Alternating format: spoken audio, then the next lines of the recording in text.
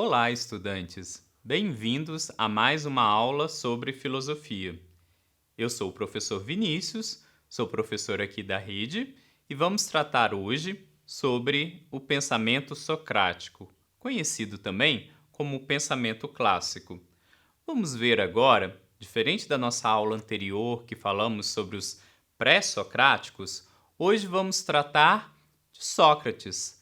Só que Sócrates, o pensamento não é apenas Sócrates, e sim também outros autores de filosofia que conviveram com Sócrates e que, diferente dos pré-socráticos, desenvolveram uma filosofia marcada pelo estudo do ser humano.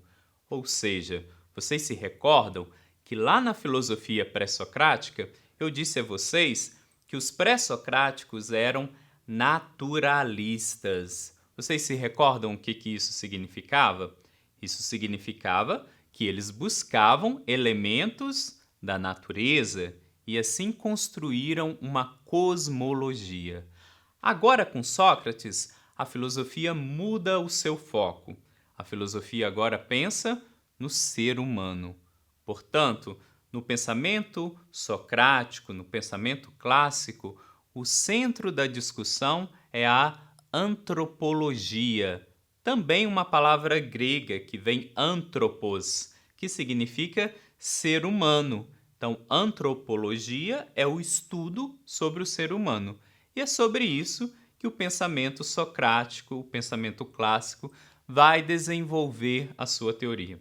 Vamos aqui ver que contexto é esse que estávamos vivendo na Grécia? Então, os pré-socráticos, nós vimos que tratava da natureza.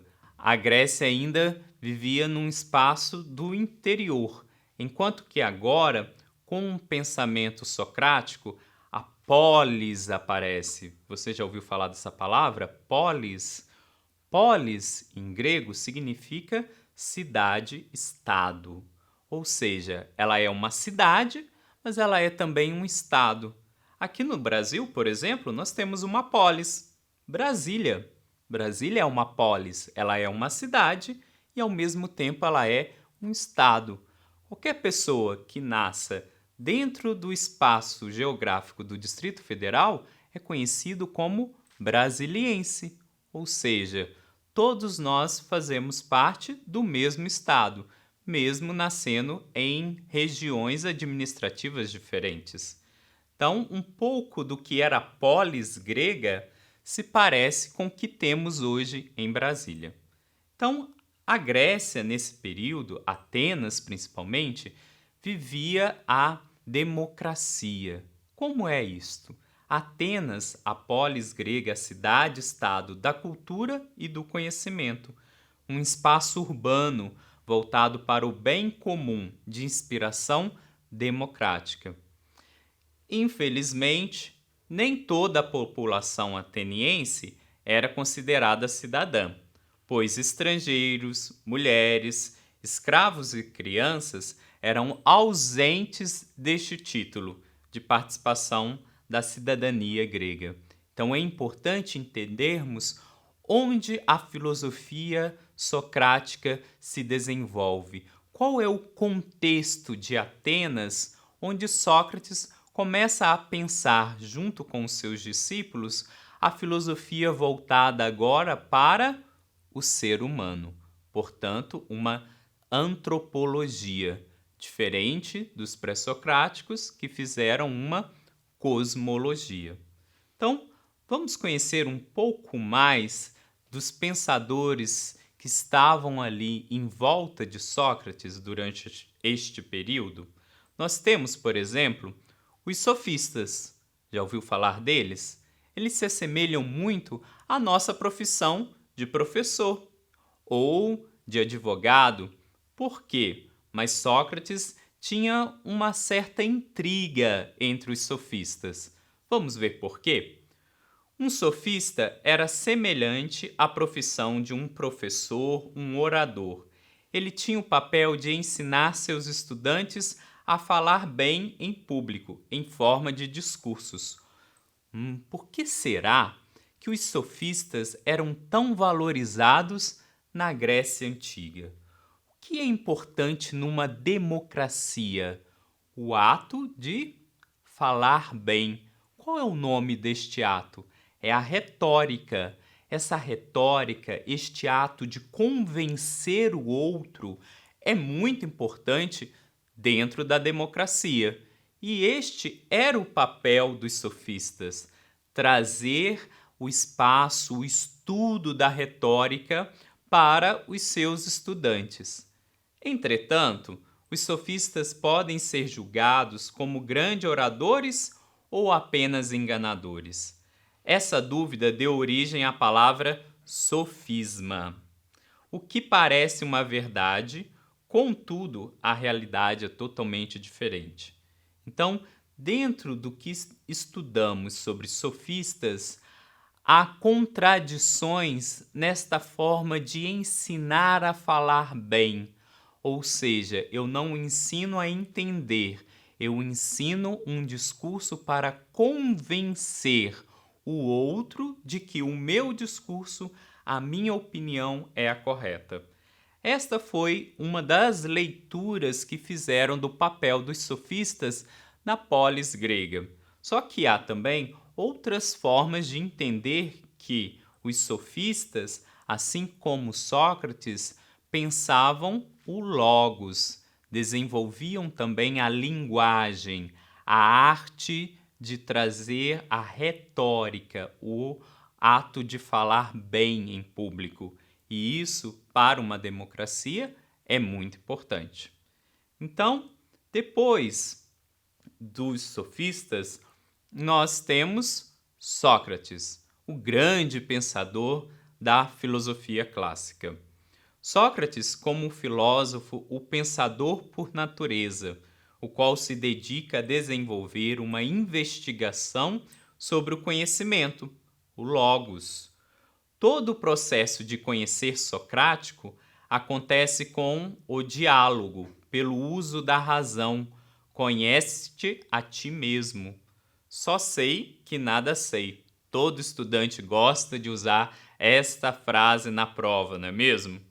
Mas o conhece-te a ti mesmo é uma frase que estava no oráculo de Delfos, onde Sócrates frequentava, e o oráculo disse que ele era o homem mais sábio da Grécia.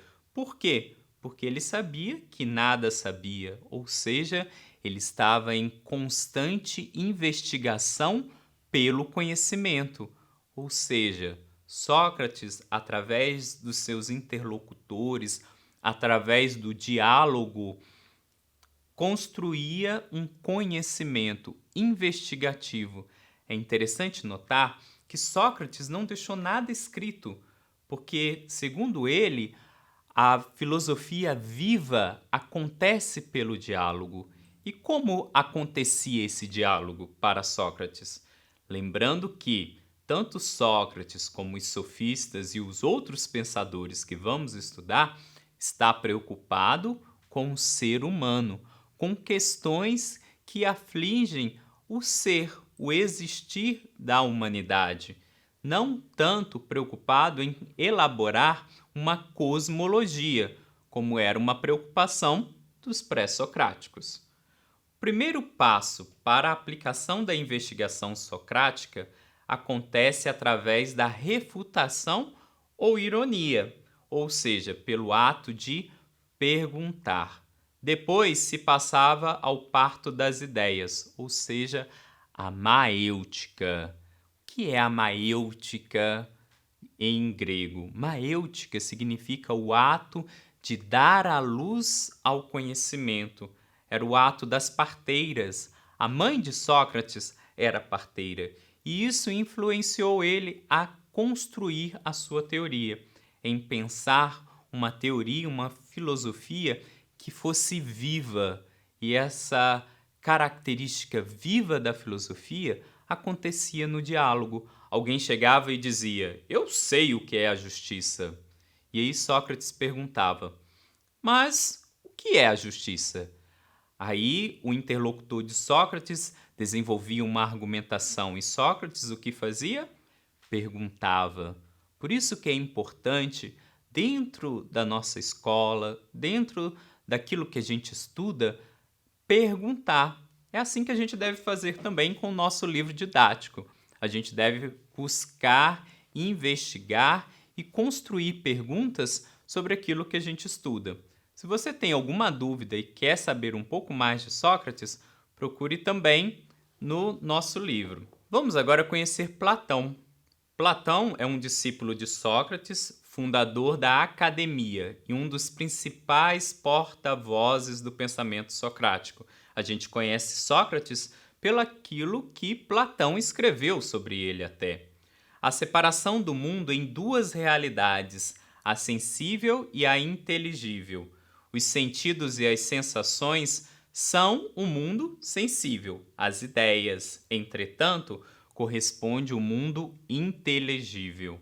O mito da caverna é uma explicação sobre os erros dos sentidos, ou seja, ele reforça a teoria platônica da distinção entre os dois mundos. A verdade é presente apenas no mundo inteligível. Então, a grande teoria desenvolvida por Platão é o mito da caverna. É importante pensar isso. Pensou em Platão? Relaciona ao mito da caverna. Os dois mundos, o mundo da ideia e o mundo dos sentidos, as sensações. Este mundo dos sentidos é errado. Apenas o mundo verdadeiro é o mundo das ideias. Isto é o mito da caverna. Vamos também para um outro pensador contemporâneo de Sócrates e discípulo de Platão, que é Aristóteles. Aristóteles, entretanto, era um filósofo estrangeiro em Atenas, então você sabe o que isso significa para alguém que é estrangeiro na cidade-estado. Ele não era considerado um cidadão. Criou sua própria escola, o Liceu, e se dedicou também aos estudos científicos. O método indutivo apresentado pelo pensador é um processo de conhecimento do particular para o universal. Portanto, a finalidade da ciência é estabelecer definições gerais para o mundo. O resultado desse processo é o conceito de escola, enquanto teorias específicas que se complementam na aprendizagem. Ou seja, Aristóteles desenvolve este conceito magnífico do que a gente conhece hoje por escola. Ele busca uma investigação particular para chegar a uma lei geral. Ou seja, ele não despreza totalmente os sentidos, como fazia Platão. É através do empírico, essa palavra é importante conhecer de Aristóteles, do empírico, do real, dos sentidos, que eu conheço o mundo, que eu desenvolvo a ciência, que eu entendo o que é o ser humano. Então é importante marcar que Aristóteles, os sofistas, Platão e Sócrates desenvolveram essa preocupação com o ser humano. Vamos ver como isso aparece no Enem? Trouxe aqui uma questão para vocês.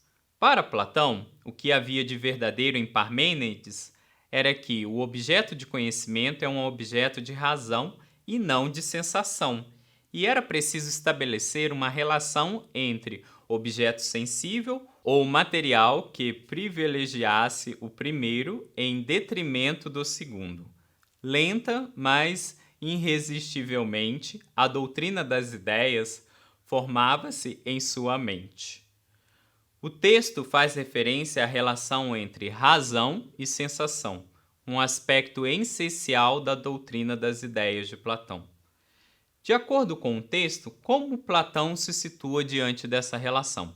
Vamos ver as alternativas? Bem, a primeira alternativa, estabelecendo um abismo intransponível entre as duas. Letra B, privilegiando os sentidos e subordinando o conhecimento a eles. Letra C, atendendo-se à posição de Parmênides de que a razão e sensação são inseparáveis. Letra D, afirmando que a razão é capaz de gerar conhecimento, mas a sensação não. Letra E, rejeitando a posição de Parmênides de que a sensação é superior a razão. Se recordem o que eu disse de Platão. Platão valoriza as ideias, a razão. Portanto, a resposta correta é letra D. Se você marcou a letra D, você acertou. Então, nos vemos na nossa próxima aula. Tchau, fiquem bem.